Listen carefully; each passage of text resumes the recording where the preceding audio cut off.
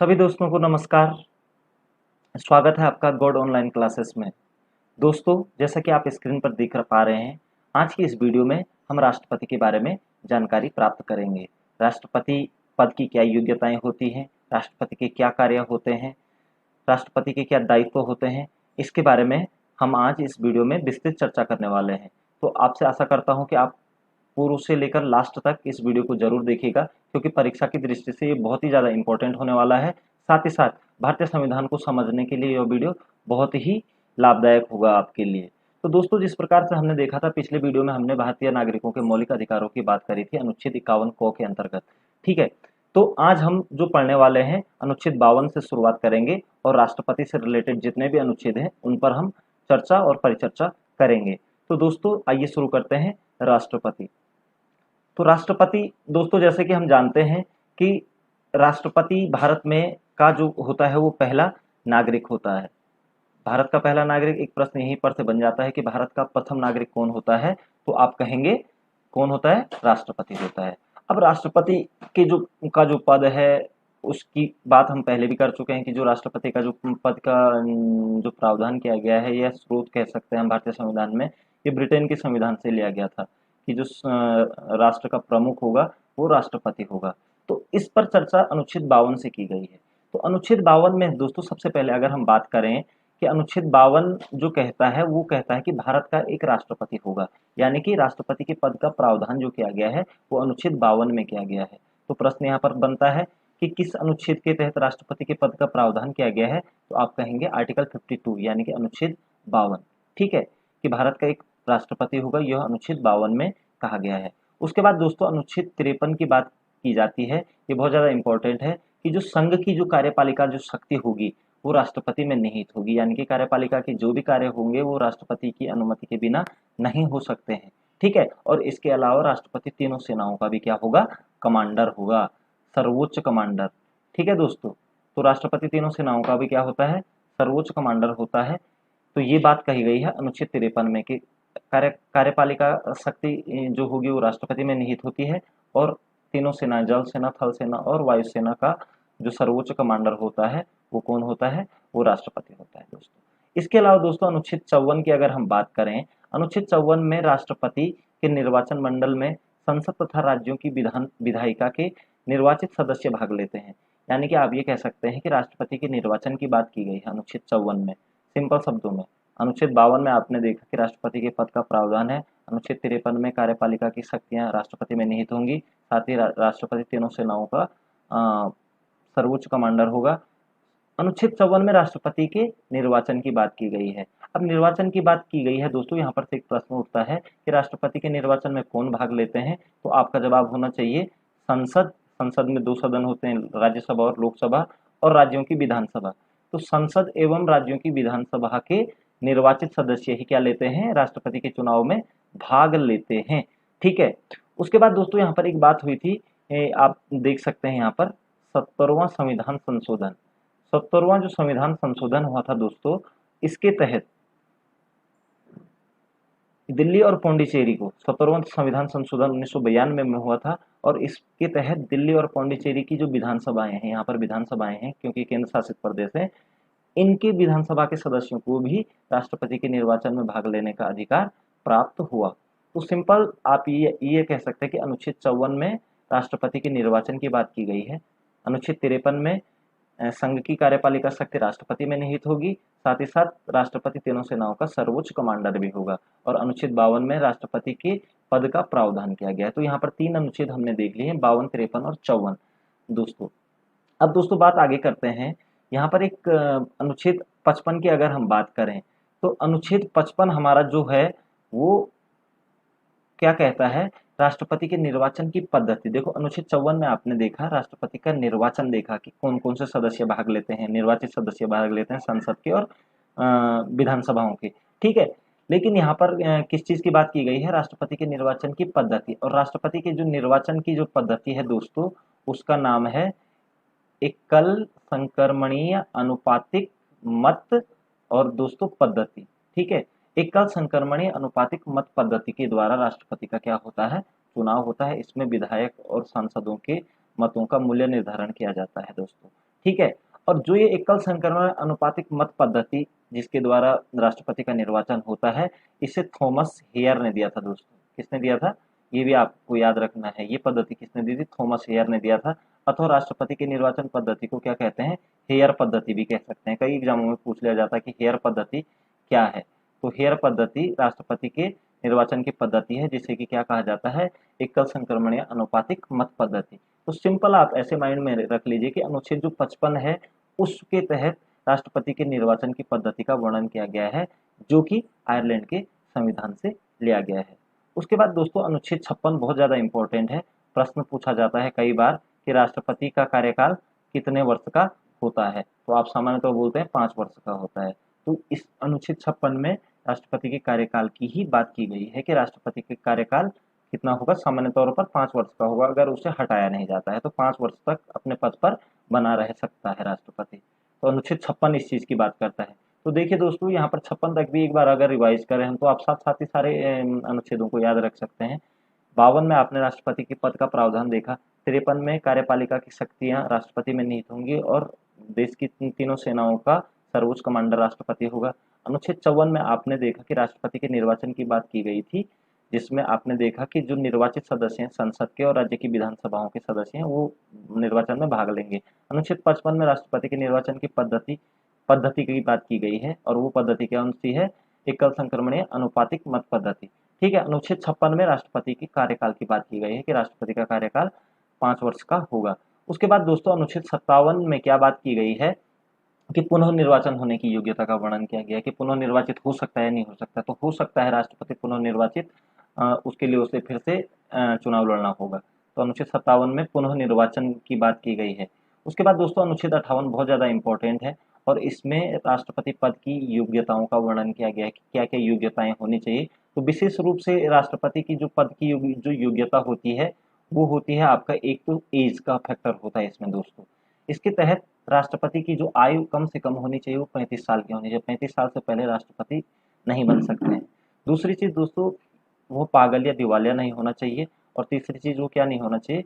राज्यसभा का सदस्य बनने की योग्यता रखता हो। उसके बाद दोस्तों अगर हम अगले बात आगे करें अनुच्छेद 59 के तहत राष्ट्रपति के पद की शर्तों का वर्णन किया गया है कि राष्ट्रपति के पद की क्या क्या शर्तें होती हैं। तो राष्ट्रपति के पद की जो मुख्य शर्त होती है कि उसे राष्ट्रपति बनने के बाद उसे क्या करना होगा? उसे राष्ट्रपति भवन में रहना होगा। कुछ इस तरीके की शर्तों की बात की गई है।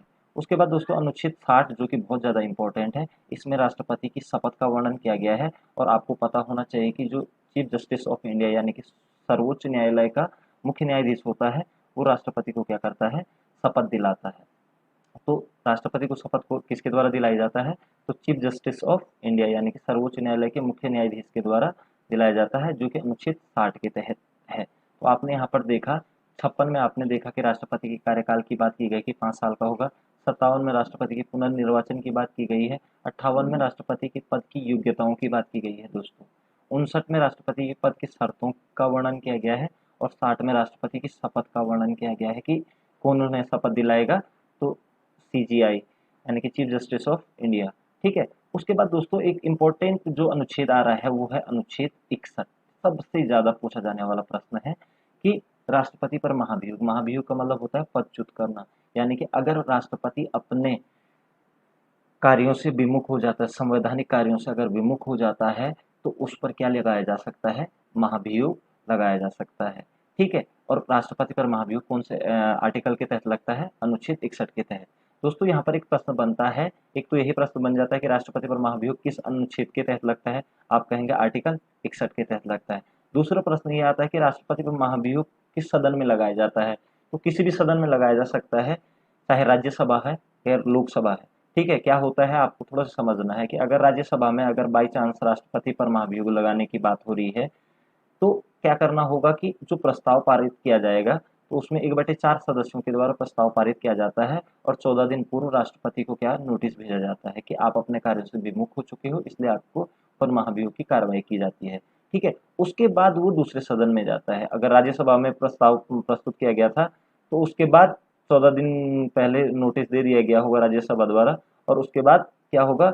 2/3 बहुमत के द्वारा उसे पास किया जाना चाहिए। उस सदन में, यानी कि अभी राज्यसभा हम कह रहे हैं तो राज्यसभा में, उसके बाद वो दूसरे सदन में जाएगा यानी कि लोकसभा में जाएगा। तो लोकसभा में क्या होगा, उसकी एक समिति बनाई जाती है और वो समिति उसके कार्यों का वो करती है कि क्या वास्तव में ऐसा हुआ था, और अगर हुआ पाया जाता है उसके बाद लोकसभा में भी 2/3 बहुमत के साथ उसे क्या करना होता है, पारित करना होता है, और इस प्रकार से राष्ट्रपति पर महाभियोग लग जाता है और उसे उसके पद से हटा दिया जाता है। अभी तक वैसा हुआ नहीं है ऐसा हमारे देश में, ठीक है। तो ये प्रक्रिया है। तो कोई भी सदन प्रस्ताव पारित कर सकता है महाभियोग के लिए। तो आपने देखा दोस्तों यहाँ पर अनुच्छेद 61 तक हमने देख लिया है। ये मेन इंपॉर्टेंट चीजें राष्ट्रपति से रिलेटेड थी। तो एक बार थोड़ा सा रिकैप कर लें कि 52 में आपने जैसा देखा दोस्तों कि राष्ट्रपति के पद का प्रावधान था। 53 में कार्यपालिका की जो शक्तियां हैं वो राष्ट्रपति में निहित होंगी, साथ ही साथ वो तीनों सेनाओं का कमांडर, सर्वोच्च कमांडर भी होगा। अनुच्छेद 54 में आपने देखा राष्ट्रपति का निर्वाचन, ठीक है, कि कौन भाग ले सकते हैं, निर्वाचित सदस्य भाग लेते हैं संसद और विधानसभाओं के, ठीक है ना दोस्तों।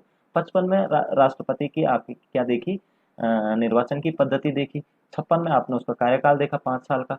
57 में आपने उसके पुनर्निर्वाचन की योग्यताएं देखी। 58 में आपने राष्ट्रपति पद की योग्यताओं की बात करी, जिसमें 35 साल मिनिमम एज की बात की जाती है, ये आपको याद रखना है। 59 में राष्ट्रपति के पद की शर्तों की बात की हमने, और 60 में हमने शपथ, शपथ कौन दिलाता है अनुच्छेद 60 के तहत राष्ट्रपति को शपथ CJI यानी कि चीफ जस्टिस ऑफ इंडिया यानी कि सर्वोच्च न्यायालय का मुख्य न्यायाधीश शपथ दिलाएगा। और उसके बाद अनुच्छेद 61 में दोस्तों हमने क्या देखा, राष्ट्रपति पर महाभियोग की प्रक्रिया किसी भी सदन में लाई जा सकती है। अब राष्ट्रपति की शक्तियों की थोड़ा सी बात करते हैं दोस्तों। इसके तहत हम देखेंगे राष्ट्रपति की जो शक्ति, विभिन्न प्रकार की हमारे देश में शक्तियां हैं। तो सबसे पहले दोस्तों जो बहुत ज्यादा इंपॉर्टेंट है वो अनुच्छेद 72, अनुच्छेद 72 क्षमादान। राष्ट्रपति चाहे तो किसी व्यक्ति को अगर मृत्युदंड हुआ है तो वो क्या कर सकता है, उसे माफ कर सकता है या उसकी सजा कम कर सकता है, ये अधिकार रखता है। तो उसकी ये न्यायिक शक्ति के अंतर्गत आता है। तो राष्ट्रपति की माफी प्रदान करने का अधिकार है, अनुच्छेद 72 के तहत बहुत बार पूछा जाता है, इसलिए इस चीज को आप क्लियर माइंड में रखेंगे, ठीक है। मृत्युदंड को पूर्णतः माफ कर सकता है, सजा की अवधि बदल सकता है, तथा प्रकृति को परिवर्तित कर सकता है, यानी कि किस प्रकृति की सजा उसे मिल रही है उसे भी परिवर्तित करने का अधिकार राष्ट्रपति रखता है। तो किस अनुच्छेद के तहत क्षमा करने का अधिकार है राष्ट्रपति को, आप कहेंगे अनुच्छेद 72 के तहत। उसके बाद दोस्तों यहाँ पर हम देख रहे हैं अनुच्छेद 79 यानी कि 79, ठीक है ना। तो अनुच्छेद 79 के तहत राष्ट्रपति संसद या व्यवस्थापिका का एक अभिन्न अंग होता है। आपको पता है दोस्तों कि जो हमारी जो संसद है, यानी कि इसको हम क्या कहते हैं, व्यवस्थापिका, क्या कहते हैं, संसद जो होती है हमारी वो होती है व्यवस्थापिका संसद। अब संसद के 3 अंग होते हैं दोस्तों, ठीक है। एक तो होता है, आप देख लेंगे, लोकसभा, दूसरा होता है आपका राज्यसभा, और तीसरा होता है आपका राष्ट्रपति, ठीक है दोस्तों। तो यही राष्ट्रपति, तो कहने का तात्पर्य यही है कि राष्ट्रपति संसद का क्या होता है, एक अभिन्न अंग होता है, इसीलिए संसद के 3 अंग कहे जाते हैं। अगर आपसे ये प्रश्न पूछा जाता है कि संसद के कितने अंग होते हैं, तो आप कहेंगे 3 अंग होते हैं, लोकसभा, राज्यसभा और राष्ट्रपति। और किस अनुच्छेद के तहत होता है वो संसद का एक अभिन्न अंग, अनुच्छेद 79 के तहत। उसके बाद दोस्तों बहुत ज्यादा इंपॉर्टेंट अनुच्छेद आ रहा है, अनुच्छेद 82 82। आपको पता होना चाहिए राज्यसभा और लोकसभा में राष्ट्रपति कुछ सदस्यों को क्या करता है, मनोनीत करता है, यानी कि वो निर्वाचित होकर के नहीं आते हैं, मनोनीत किए जाते हैं, ठीक है। तो राष्ट्रपति राज्यसभा में 12 सदस्यों को क्या करता है, मनोनीत करता है, ये आपको क्लियर रखना है। राज्यसभा में 12 सदस्यों को राष्ट्रपति के द्वारा क्या किया जाता है, मनोनीत किया जाता है। और कौन सा अनुच्छेद के तहत, 82 के तहत, ठीक है। अनुच्छेद 82 के तहत राष्ट्रपति राज्यसभा में 12 सदस्यों को मनोनीत करता है, क्लियर रखिएगा। ऊपरी सदन है राज्यसभा भी, इसके बारे में भी हम आगे चर्चा करेंगे, ठीक है। और साथ ही साथ हम लोकसभा में भी हम देखते हैं कि 2 सदस्यों को जो कि एंग्लो इंडियन समुदाय से होते हैं उनको मनोनीत करता है। तो लोकसभा में राष्ट्रपति 2 सदस्यों को क्या करता है, मनोनीत करता है, जो कि एंग्लो इंडियन समुदाय से होते हैं। और ये होता है दोस्तों अनुच्छेद 331 के तहत। अनुच्छेद 331 के तहत राष्ट्रपति लोकसभा में 2 सदस्यों को मनोनीत करता है और 82 के तहत राज्यसभा में 12 सदस्यों को मनोनीत करता है। ये चीज आपको क्लियर रखनी है दोस्तों, यहाँ पर से प्रश्न बनते ही बनते हैं। 331 आ जाए, तो या फिर इस तरीके से आ जाता है कि राज्यसभा में राष्ट्रपति कितने सदस्यों को मनोनीत करता है, आप कहेंगे 12 सदस्यों को। लोकसभा में राष्ट्रपति कितने सदस्यों को मनोनीत करता है, आप कहेंगे 2 सदस्यों को। लोकसभा में जो सदस्य होते हैं वो होते हैं एंग्लो इंडियन समुदाय से, और जो राज्यसभा में 12 सदस्य होते हैं वो कला, संस्कृति, विज्ञान विभिन्न क्षेत्रों से होते हैं। ठीक है, जिन्होंने उत्कृष्ट कार्य किया होता है तो उनको राष्ट्रपति क्या कर सकता है, मनोनीत कर सकता है दोस्तों। उसके बाद दोस्तों बात करते हैं अनुच्छेद 85 की। अनुच्छेद 85 भी अपने आप में एक इम्पोर्टेंट अनुच्छेद है। राष्ट्रपति संसद के सत्र को आहूत, सत्रावसान या भंग करने का अधिकार रखता है। अगर संसद का कोई सत्र चल रहा है तो उसे बुलाने का, आहूत करने का या प्रारंभ, सत्रावसान यानी कि उसे कुछ समय के लिए टाल देना, यानी कि कुछ समय के लिए बंद कर देना, या फिर भंग करने का अधिकार रखता है, यानी पूर्णतः भंग करने का अधिकार भी रखता है। तो अनुच्छेद 85 के तहत कि किस अनुच्छेद के तहत राष्ट्रपति संसद के सत्र को आहूत या सत्रावसान या भंग कर सकता है, तो आप कहेंगे अनुच्छेद 85 के तहत। तो देखिए राष्ट्रपति की एक ही शक्ति है। ठीक है दोस्तों, उसके बाद अनुच्छेद 86, ये भी एक ये लोकसभा से रिलेटेड है कि अनुच्छेद 86 के तहत राष्ट्रपति प्रत्येक सत्र के प्रारंभ में तथा नवगठित लोकसभा, जो लोकसभा प्रारंभ की जाती है, उसका पहला सत्र या फिर उस समय संयुक्त अधिवेशन को भी अभिभाषित कर सकता है। तो संसद के प्रथम सत्र की को आहूत करना या फिर उसे अभिभाषित करने का अधिकार राष्ट्रपति को अनुच्छेद 86 के तहत प्रदान होता है। तो आपने यहाँ पर देखा दोस्तों कि जो मुख्य मुख्य शक्तियों के अंतर्गत देखा हमने, 72 में क्षमादान की बात की गई थी। अनुच्छेद 79 में राष्ट्रपति मतलब संसद का एक अभिन्न अंग होता है। 82 के तहत वो राज्यसभा में 12 सदस्यों को मनोनीत करता है। 331 अनुच्छेद 331 के तहत राष्ट्रपति लोकसभा में 2 सदस्यों को, जो कि एंग्लो इंडियन समुदाय से होते हैं, उनको मनोनीत करता है। और 85 के तहत वह राष्ट्रपति मतलब संसद के सत्र को क्या कर सकता है, आहूत, सत्रावसान या भंग करने का अधिकार रखता है। और 86 में वो जो नवगठित लोकसभा होती है उसका पहला सत्र तथा संयुक्त अधिवेशन को भी अभिभाषित कर सकता है। तो अनुच्छेद ये हमने यहाँ पर देखा, अनुच्छेद 86। इसके बाद दोस्तों अनुच्छेद अगर बात करते हैं उसके बाद अनुच्छेद 99 की। अनुच्छेद 99 में क्या कहा गया है, राष्ट्रपति प्रोटेम स्पीकर की नियुक्ति करता है। प्रोटेम स्पीकर आप देखते होंगे दोस्तों, एक शब्द कई बार आता है, प्रोटेम स्पीकर।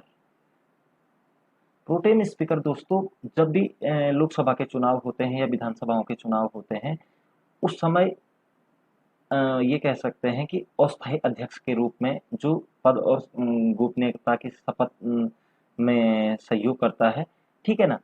तो प्रोटेम स्पीकर की नियुक्ति राष्ट्रपति अनुच्छेद 99 के तहत करता है। ये चीज़ आपको क्लियर याद रखनी है कि प्रोटेम स्पीकर की नियुक्ति कौन सा अनुच्छेद के तहत होती है, जो अस्थायी अध्यक्ष होता है। उसके बाद जब सभी लोग मतलब संसद या फिर अपने पद की शपथ ले लेते हैं, उसके बाद तब स्थायी अध्यक्ष बनाया जाता है, चाहे वो लोकसभा का अध्यक्ष है, चाहे वो विधानसभाओं के अध्यक्ष बनते हैं।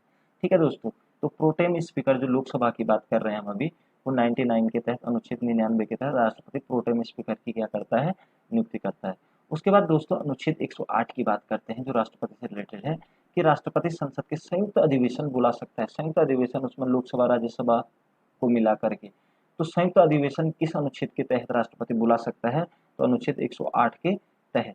उसके बाद दोस्तों अनुच्छेद 110 की अगर हम बात करें तो 110 के तहत अगर हम बात करते हैं यहाँ पर, तो 110 में धन विधेयक पर हस्ताक्षर करना राष्ट्रपति के लिए नितांत आवश्यक है। धन विधेयक अगर मतलब विधेयक राष्ट्रपति की पूर्व अनुमति से लोकसभा में रखा जाता है, ठीक है, और इस पर राष्ट्रपति को क्या करना पड़ता है, हस्ताक्षर करना ही करना होता है। तो अनुच्छेद 110 के तहत राष्ट्रपति धन विधेयक पर क्या करता है, हस्ताक्षर करता है, वरना उसके पास वीटो पावर है, और जो कि अनुच्छेद 111 में है दोस्तों। अनुच्छेद 11 के तहत यहाँ पर लिख नहीं पाया मैं, 3 प्रकार की वीटो शक्तियां होती है, ठीक है। एक पूर्ण वीटो होता है, ठीक है। दूसरा होता है दोस्तों निलंबनकारी,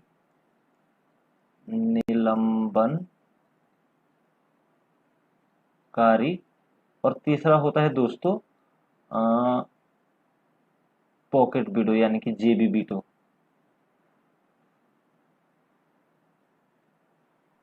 यहाँ पर थोड़ा से स्क्रीन ब्लैक हो चुकी है। तो यहाँ पर आपने देखा दोस्तों कि निलंबनकारी दोस्तों, ये आपका जो जेबी वीटो, सॉरी दोस्तों थोड़ा यहाँ पर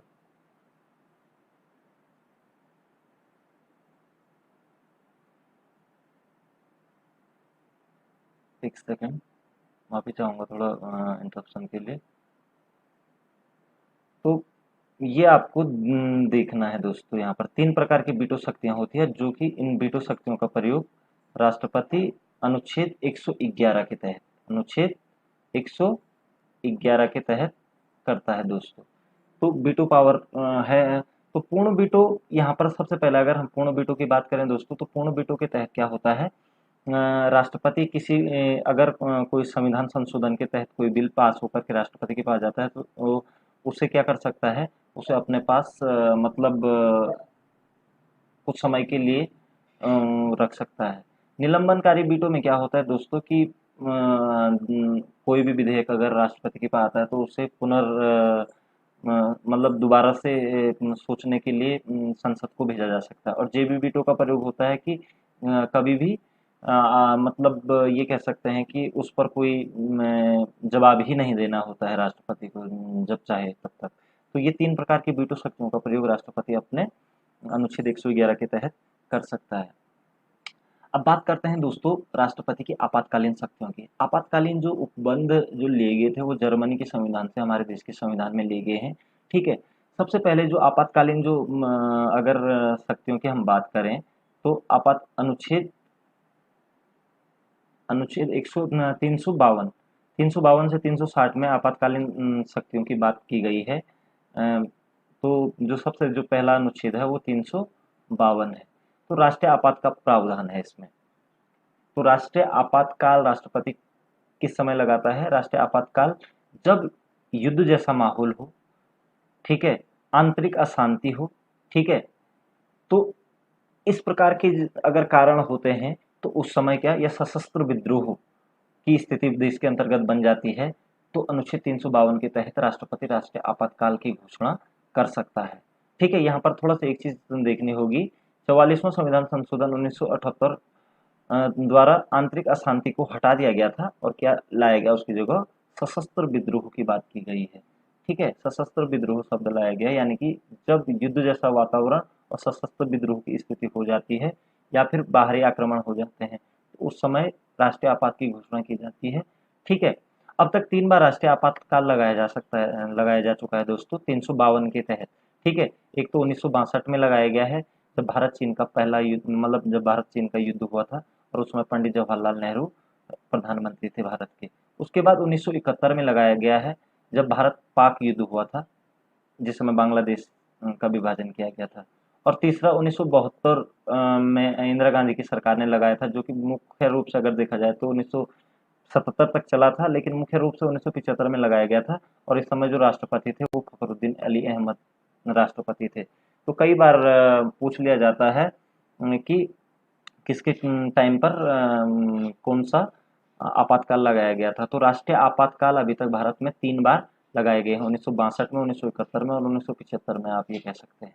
ठीक है दोस्तों, तो पहली बात हमने अनुच्छेद 352 के तहत राष्ट्रपति की आपातकालीन शक्तियों के अंतर्गत 352 पढ़ लिया है दोस्तों। जो दूसरा आता है वो 356 आता है।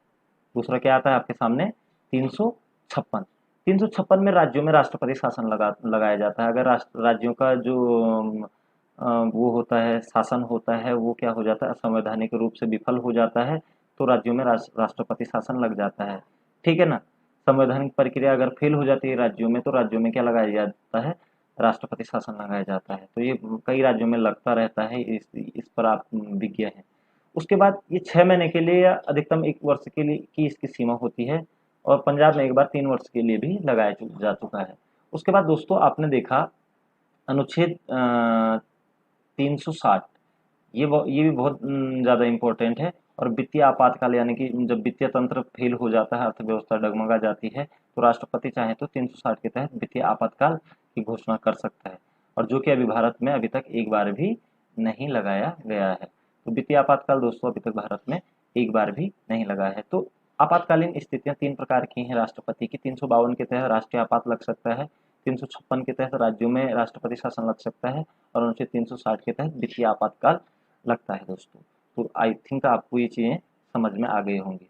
अब थोड़ा डिस्कस कर लेते हैं कि जो अब तक के जितने भी हमारे राष्ट्रपति बने हैं उन पर थोड़ा सा हम डिस्कस करते हैं और यहाँ से प्रश्न पूछे जाते हैं तो सबसे पहला जो अगर हम बात करें कि जो भारत का जो पहला राष्ट्रपति थे वो थे डॉक्टर राजेंद्र प्रसाद, और इनका जो कार्यकाल था वो 1952 से 1962 तक रहा, यानी कि पूरे पूरे 10 साल। और 1952 से पहले भी ये राष्ट्रपति पद पर रहे थे, अस्थायी रूप से कह सकते हैं आप।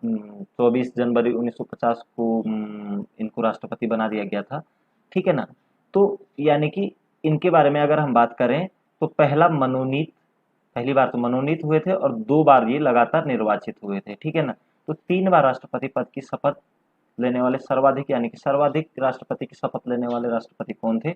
आप कहेंगे राजेंद्र प्रसाद थे। पहले राष्ट्रपति कौन थे? राजेंद्र प्रसाद थे, ठीक है ना। पहले मनोनीत राष्ट्रपति कौन थे? आप कहेंगे राजेंद्र प्रसाद थे। और पहले निर्वाचित राष्ट्रपति कौन थे? वो भी कौन थे? राजेंद्र प्रसाद थे। उसके बाद दोस्तों दूसरी बात आती है यहाँ पर डॉक्टर सर्वपल्ली राधाकृष्णन, जो कि एक शिक्षक थे। 5 सितंबर को शिक्षक दिवस भी मनाया जाता है इनके जन्म दिवस के उपलक्ष्य पर। 1962 से 1967 तक इनका कार्यकाल रहा। और जो सर्वपल्ली राधाकृष्णन है थे वो भारत के पहले उपराष्ट्रपति भी रहे हैं, ठीक है। पहले उपराष्ट्रपति और दूसरे राष्ट्रपति। तीसरे दोस्तों जाकिर हुसैन, तीसरे राष्ट्रपति थे जाकिर हुसैन। 67 से 69 तक इनका कार्यकाल रहा, ठीक है। सबसे कम कार्यकाल कह सकते हैं आप। और प्रथम अल्पसंख्यक थे, ठीक है। प्रथम मुस्लिम राष्ट्रपति जाकिर हुसैन बने थे, ठीक है। और पद पर रहते ही इनकी क्या हो गई थी? मृत्यु हो गई थी, ठीक है दोस्तों। उसके बाद चौथे राष्ट्रपति वीवी गिरी बने, जो कि 69 से 74 तक रहे। इससे पहले ये जब जाकिर हुसैन की मृत्यु हुई थी तो ये पहले कार्यवाहक राष्ट्रपति भी रहे थे, ठीक है दोस्तों। उसके बाद दोस्तों पांचवें जो राष्ट्रपति रहे वो फखरुद्दीन अली अहमद। तो यहाँ पर थोड़ा सा एक बात, जाकिर हुसैन की जब मृत्यु होती है तो क्या होता है कि वीवी गिरी कार्यवाहक राष्ट्रपति बनते हैं। तो ये कार्यवाहक राष्ट्रपति के पद से, ये उपराष्ट्रपति के पद से क्या देते हैं? इस्तीफा दे देते हैं। और होता क्या है कि उसके बाद जब ये इस्तीफा देते हैं तो ये उपराष्ट्रपति नहीं रहे तो राष्ट्रपति का चार्ज भी नहीं ले सकते थे। तो उस समय क्या होता है कि जब राष्ट्रपति नहीं होते हैं तो उपराष्ट्रपति राष्ट्रपति का भार संभालते हैं। अगर उपराष्ट्रपति भी ना हो तो तब सुप्रीम कोर्ट के जो राष्ट्रपति होते हैं, सुप्रीम कोर्ट के सॉरी जो चीफ जस्टिस होते हैं वो राष्ट्रपति का पदभार ग्रहण करते हैं। तो उस समय एम हिदायतुल्लाह राष्ट्रपति बने थे कुछ टाइम के लिए कार्यकारी, ठीक है ना। तो फिर उसके बाद वीवी गिरी ने चुनाव लड़ा था, ठीक है ना। तो यहाँ पर आपको ये चीज़ क्लियर रखनी है। उसके पांचवें जो राष्ट्रपति बने वो फखरुद्दीन अली अहमद बने थे, जो कि 74 से 77 के बीच में रहे, ठीक है। इनकी भी पद पे रहते हुए मृत्यु हो गई थी। तो पद पे रहते हुए एक तो जाकिर हुसैन की मृत्यु हो गई थी और दूसरा फखरुद्दीन अली की मृत्यु हो गई थी। और जब ये इनके टाइम पर आंतरिक आपातकाल लगाया गया था, ठीक है। और सबसे ज़्यादा अध्यादेश इन्हीं के समय पे जारी किए गए थे, ठीक है। तो ये कह सकते हैं कि फखरुद्दीन अली अहमद जो थे भारत के पांचवें राष्ट्रपति थे, ठीक है। और जब इनकी मृत्यु हुई थी तो कार्यकारी बी डी जत्ती करके कार्यवाहक राष्ट्रपति के रूप में हमारे सामने आए थे। तो आपने देखा पहले राष्ट्रपति राजेंद्र प्रसाद थे, दूसरे राष्ट्रपति सर्वपल्ली राधाकृष्णन, तीसरे राष्ट्रपति जाकिर हुसैन, चौथे राष्ट्रपति वीवी गिरी, पांचवें राष्ट्रपति फखरुद्दीन अली अहमद। अब छठे राष्ट्रपति जो आए वो थे आपके नीलम संजीव रेड्डी। छठे राष्ट्रपति कौन थे दोस्तों? नीलम संजीव रेड्डी। इनके अगर हम बात करें तो सबसे कम उम्र में राष्ट्रपति बनने का सौभाग्य इन्हें प्राप्त हुआ था और प्रथम निर्विरोध राष्ट्रपति बने थे ये। इनके समय में कोई भी इनके अगेंस्ट राष्ट्रपति पद के लिए नहीं उठा था, तो निर्विरोध राष्ट्रपति चुने गए, ठीक है दोस्तों। और सबसे कम उम्र में राष्ट्रपति बनने का श्रेय इनको जाता है। उसके बाद सातवें राष्ट्रपति जो आए थे वो ज्ञानी जैल सिंह आए थे। 1982 से 87 तक इनका कार्यकाल रहा था, ठीक है। इन्होंने जेबी वीटो का प्रयोग किया था, जो कि हमने भारतीय डाक तार संशोधन विधेयक पर 1986 में पॉकेट वीटो या फिर जेबी वीटो का प्रयोग करने वाले राष्ट्रपति कौन थे? तो आप कह सकते हैं ज्ञानी जैल सिंह थे, ठीक है। उसके बाद दोस्तों आठवें राष्ट्रपति थे आर वेंकट रमन। 1987 से 92 तक रहे थे। सबसे अधिक उम्र में पद पर आसीन हुए थे ये। भारत के सबसे अधिक उम्र में राष्ट्रपति के पद पर आसीन होने वाले व्यक्ति कौन थे? तो वो थे आपके आर वेंकट रमन दोस्तों, ठीक है। उसके बाद डॉक्टर शंकर दयाल शर्मा 1992 से 97 तक 9वें राष्ट्रपति रहे हमारे, ठीक है। 10वें नंबर पे के आर नारायण आए, जो कि प्रथम दलित राष्ट्रपति थे। तो यहाँ पर प्रश्न पूछा जाता है कि प्रथम दलित राष्ट्रपति भारत के कौन थे, तो KR नारायण 1997 से 2002 तक। उसके बाद दोस्तों 11वें राष्ट्रपति के रूप में APJ अब्दुल कलाम आए 2002 से 2007 तक।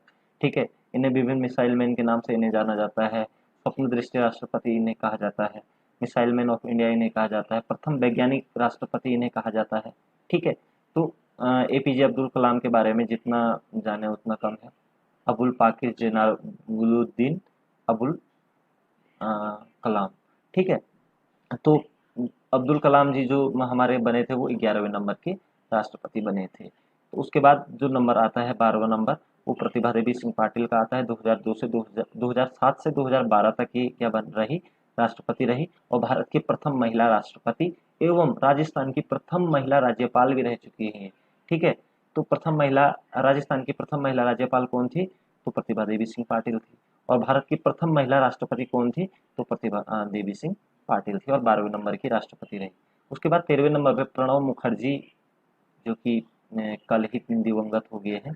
ठीक है, प्रणब मुखर्जी राष्ट्रपति बने 2012 में, और 2017 तक इनका कार्यकाल रहा।